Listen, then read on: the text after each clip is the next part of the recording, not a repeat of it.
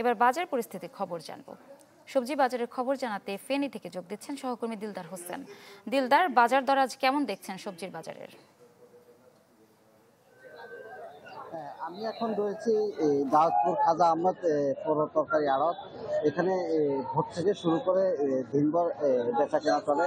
আজকে অবশ্য একটু স্বস্তির খবর জানানো যাবে, কারণ হলো গত দুদিন বৃষ্টিপাত না থাকার কারণে আসলে সবজির দাম একটু কমেছে।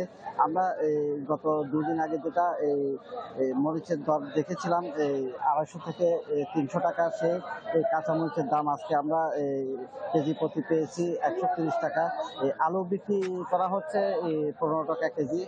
পাশাপাশি বেগুন বিক্রি করছেন 50 টাকা কেজি, এবং মূলা বিক্রি করছেন 50 টাকা। শসিন্দা, ঝিঙ্গা সহ যত নিত্য পণ্যের যত সবজি রয়েছে মানুষের ক্রয় সীমার মধ্যে আছে বলে আমাদেরকে জানিয়েছে। 50 টাকা করে বিক্রি করা হচ্ছে।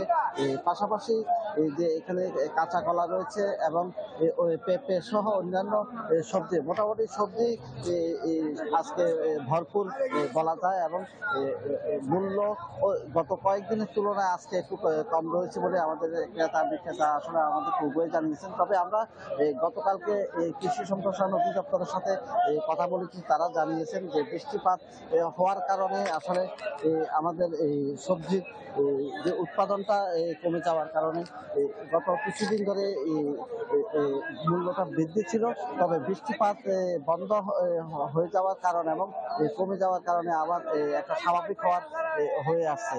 তবে এভাবে যদি বৃষ্টিপাত না থাকে সবজি উৎপাদনও হবে, এবং পাশাপাশি অন্য এলাকা থেকে সবজি এনে বিক্রি করতে পারবে। তাতে করে ভোক্তা সাধারণরা স্বাভাবিক দামে কিনতে পারবে বলে মনে করছেন। আর পাশাপাশি বাজার মনিটরিং এর বিষয়টা। ধন্যবাদ আপনাকে।